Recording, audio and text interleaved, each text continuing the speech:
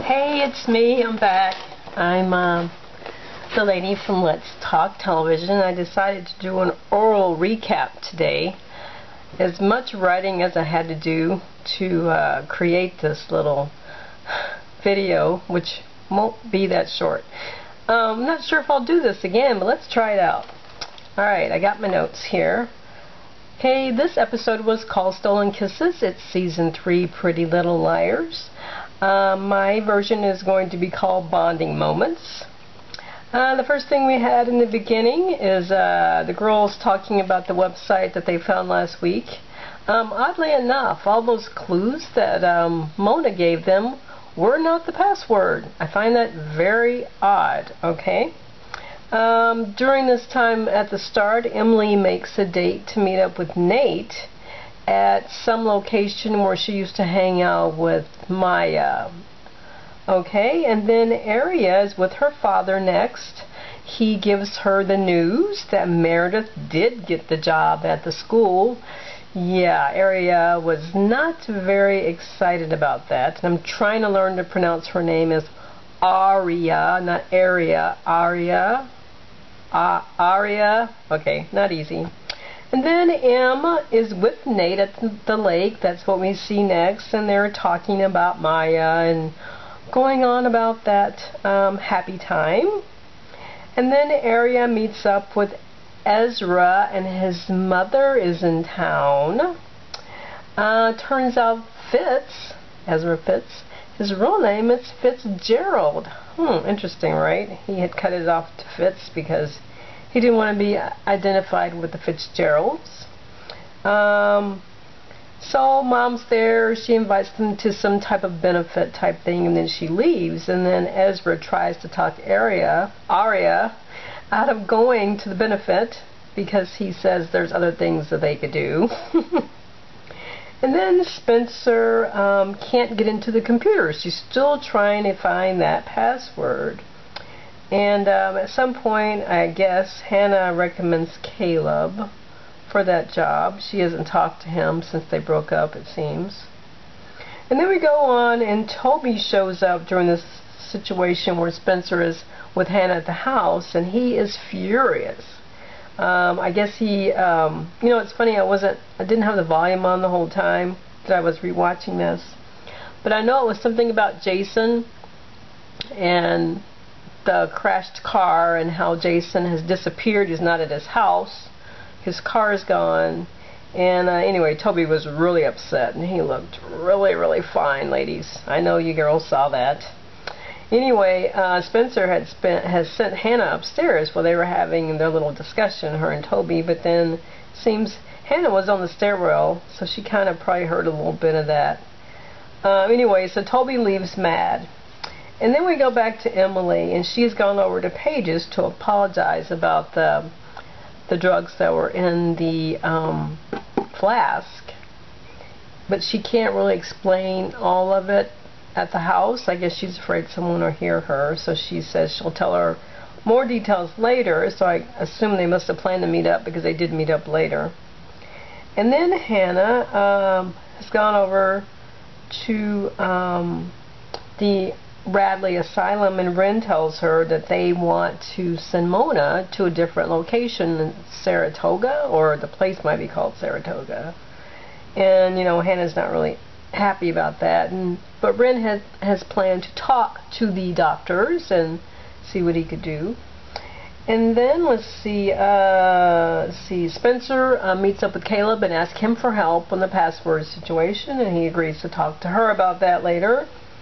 It's interesting, these later things. Like, seems like some of these scenes could have been done all at once, but, you know, they were kind of broken up. And then Aria talks to Em about what to wear to the benefit because she wants to look grown up for Ezra's mommy. And they talk about it, and I noticed that Emily has one of those, remember, it seems like it must have been last season where everyone wore the bare shoulder shirts. Well, Emily has basically been dressed in jeans and shorts this whole season, and now finally, suddenly she's wearing this little sexy shirt, and I'm curious as the reason for that. But it's cute, and it's blue, and So Emily suggests that Aria speak with Spencer, because Spencer is more upper crust, you know. So that's what I think she does that a little later. Alright, and then Spencer has her little conversation with Caleb. Like I said, it seems like that could have been earlier. Okay, and then let's see.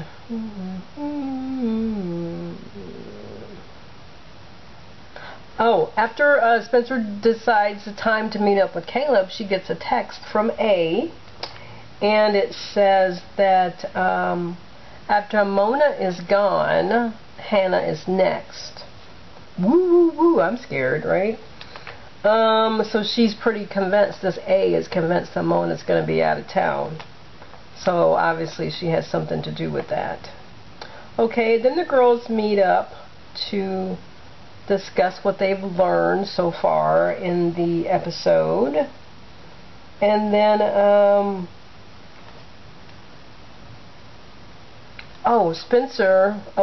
Aria is at Spencer's, you know, talking about the outfit. And they notice that Mama Hastings' briefcase is there on the floor. And, yeah, it seems really risky, because they, like, open the briefcase up, and they pull out the papers, and they start taking pictures, and all the time we're like, well, where's the mom? She must have been in the shower, or taking a nap, because it seems like that would have taken a little bit of time to get all that done. Okay, so they perform that task. And then, meanwhile, Paige goes running with M, which is kind of their excuse to kind of, I guess, get out in the woods. And so Emily confesses about the drugs, that she didn't know who put them in her flask. And then Paige lies. Now, I don't think she lied at that point. It must have been a little later. I think I got ahead of myself when I was writing these notes. Then Ari and Spencer go over the details of Maya's death as they review the information that they got from the briefcase. And Maya was strangled. It really sounded kind of gory, but they were just kind of reading it like it was a textbook. I don't know. That was kind of odd for me, because, I mean, I know they're not totally close to Maya, but it just seemed like, I don't know, there could have been more emotions involved. I mean, yeah, they were concerned that Emily didn't see it if she didn't have to see it. But still, she was a young woman that died, and it just seemed like there could have been more compassion in their performance and reactions. Part of the information that they found was that she didn't have any property on her. Maya didn't. She didn't have her bag with her or anything when they found her. And on the list of information, they find that there is a witness, some guy named Bart, and it has an address. And Spencer suspects that her mom will tear him to pieces when it comes to reviewing the information, because I guess he's the only witness to what happened to Maya. And, you know, they're still trying to guess. I thought Garrett already got out of jail, but I guess maybe not. They must have just dropped the charges for Allison, and so he's still in jail for Maya. So Spencer is thinking her mother's really going to go after this Bart guy to try to get the charges dropped for Maya's part, or death also. And so Aria volunteers to go see this Bart on her way home. So that's what happens then.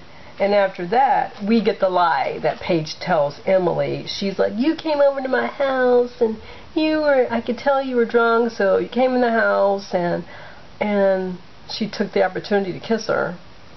And I think it's a lie, because, you know, now that she knows Emily has spotty memory, she's thinking she could do this. And I think that's so wrong. She's like, oh, it was like a dream.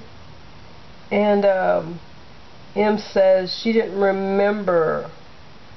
And I felt kind of like Emily was holding herself like she felt like she'd been raped or something, because, you know, this girl kissed her and she was obviously out of it, so it was wrong, very bad. And Emily's really upset, and so they kind of part ways for that point. I'm getting near 10 minutes, so I'm going to stop here and start a new one. Okay, so next we have Caleb and Spencer working on the password from Maya's website. Spencer teases Caleb about his new sweater, which she said is worth around $400. Ooh, Caleb's really getting on up there, right? His wardrobe kind of matches what Spencer would wear in her lifestyle. So it's interesting that they're having this bonding moment, and Caleb's kind of smiling, and Spencer's joking at him about, yeah, you need to dry clean that. You know, he's like, well, maybe I should wash it in cold water or whatever, and she's like, no, you have to do dry cleaning or it's going to come apart, and they just kind of laugh about it, and it's kind of a bonding moment for them, you know. So that was actually, it was neat. It was just interesting because, you know, I don't know, I just didn't see them doing that with each other. And then Bart is talking to Arya about seeing Maya that night of her death. He supposedly saw her getting into Garrett's cop car. And I'm not believing this guy at all, this Usher guy. I mean, he has his address listed as the theater. Now, it's possible that it was somehow, maybe it's where she talked to him at. But you would think if this is a witness list, they would have his physical home address and not where they talked to the guy. I mean, what kind of shorthand is that? I don't know, that's just odd. So he tells her that he's, you know, saw Maya getting in the car, and he seems to know a little bit more about them than you would think just a guy at a theater that they never talked to would know. So something's going on with this guy, I think. Then we're back to Spencer and Caleb, and they finally get into the website, and Spencer hugs Caleb, another bonding moment, and it's cool to see them getting along. You know, I really, not that they didn't get along before, but this is like a really closeness that seems to be, you know, with these two guys, these two people. And then later, Arya tells Spencer what she found out from Bart, you know, from her little time talking to him. And then we see Arya and Ezra arriving at this little benefit, and I guess all the artwork is actually from Ezra's grandparents' house, and it seems like it was a really big deal, a really big place. And Arya finally realizes how much money that his family has. He was keeping his family from her, not her from his family. He's like not into this money thing, the attitude that goes with it, the servants. Ezra's just like, you know, he's over that. He's not into that at all. And then we're back at the lake house with Em. Em's there by herself, probably thinking about things with Paige and Maya and whatnot. And Nate shows up. Stalker guy. This guy really needs to hang out with college people. I mean, he's supposedly going to college. He hasn't met any college people. He only hangs around with a high school girl who is the ex, supposedly. He's supposedly Maya's cousin, right? But surely he knows how to meet people. He met Jenna. Surely he knows other people, you know. Last week in my recap, I said that he knew Cece from before, because the way she was flirting with him and smiling with him, it just seemed like somehow they knew each other. Oh, and then I wonder this week, why didn't Nate mention Jenna? I mean, he told him that he was stood up by her, but it's just like, if he really liked her, wouldn't he have mentioned her a little more? I don't know. I think he's the killer anyway, so anyway. So they talk a little bit, and Emily asked his advice on if you did something and you were drunk, wouldn't you remember it, or something like that. He gives her some bad advice. But he's like, well, I mean, I don't know. He says you're always who you are no matter the situation. Not good, not bad, just, I don't know. It was an odd answer, and obviously it's not one I wanted to hear, because I think it caused her to do something later. Back at the benefit, Ezra's mother talks to Arya and basically insults her by saying that she wants to give her money to leave Ezra alone. which is what I got out of the conversation. And of course, Arya just walks away because, you know, that's not why she loves Ezra at all. I mean, she didn't even know he had money, first of all. Okay, and then Ezra, I realized I didn't do the breaks when I was doing my notes, but I remember this part was after a break. We came back, and Ezra is like looking for Arya, and he only finds his mother, who I'm calling Mommy Dearest. And he just has a feeling that the fact that Arya is missing has something to do with the mom. And he tells her that there isn't a generous bone in your body. So now we know for sure how he feels about his mom. And then Hannah does her little spill in front of the doctors to get Mona to stay locally. And, you know, she starts out with the little note cards and everything. And then she just decides to say, you know, oh, Mona, she's my best friend. She's been my best friend for many years. And even though she's done horrible things, you know, she needs to be here because at least, you know, I'll be able to visit her and encourage her because, you know, I guess basically she's still my friend, you know. So I think Ashley Benson did a really good job on that part. You know, first she was kind of stiff and then she loosened up, and in the end, you know, she put it out there. And then we're back to Emily and Paige, and she's forgiven Paige, and I really hate this because I'm almost positive that Paige lied. Now, you know, it sucks. I'm totally Imaya, okay, first of all. And I never did like Paige. I think Paige is desperate. You know, she hasn't been with anyone else. She liked Emily, and Emily was with Maya, and who knows if even Paige has something to do with what happened to Maya. Who knows? You know, I don't doubt it. She seems like a desperate. I always call her Little Orphan Paige. I mean, before it was a haircut, but now it's just her personality it's just wimpy. It's the episode where she was like spitting out the cupcakes. That was so gross. I mean, it did not help my feelings for her at all. Anyway, so she's talking to Emily, and Emily has forgiven her, unfortunately, and they kiss, and it's just turned my stomach a little bit there because I just don't like them together. But Emily does say something important. She says that she hadn't even thought of being with anyone since Maya, okay? And if that was her real thoughts, so when she was drunk, she didn't go to Paige's house. You know, of all the things she could have done drunk, you know, and plus we know Jenna picked her up somewhere, okay? And maybe next week on the previews it says something they're going to see Jenna, so maybe we'll get that figured out a little bit. I really want Paige to be shown as a liar. Alright, and then we're back at home, and Arya's upset because of the mommy dearest behavior at the benefit, and she asks Byron if she's ruined Ezra's life, and he says, no, you know, that's just not who you are, and they have a bonding moment, and which is a hug. And then Hannah gets the news from Wren that her little talk helped. The doctors are going to keep Mona in Radley for the time being, and Hannah kisses Wren like really quick, and it just happens really fast. I honestly don't know who kissed who. It was shocking. It was surprising. It was just like really quick. And then afterward, Hannah gets a text from Spencer that they're into the website. They're looking at videos, and they want her to come over and check it out too, you know, so she can witness what's going on. And then they're all over at the house. She tells them about Mona, and they're looking at the videos. And then they get to one where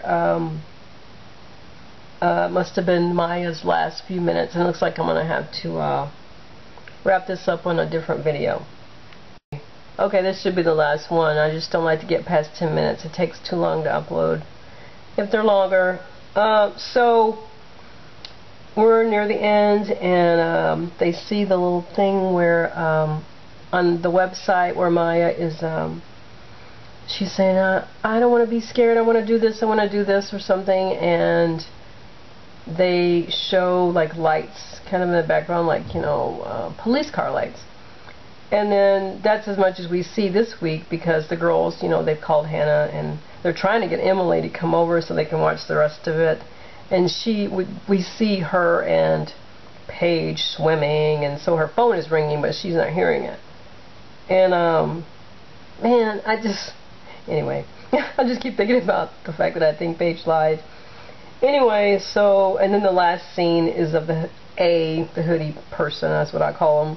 They're at the bank, and they're getting some money, and the teller says, "Oh, when I see you in this hoodie, I'm thinking that it's almost fall." And I think that's just kind of a code, because we're really close to being to the end of the summer season. And that was it. So I hope you liked my little video recap. I gotta be honest, all the writing that I did, I'm not sure if I just should have went ahead and typed it out.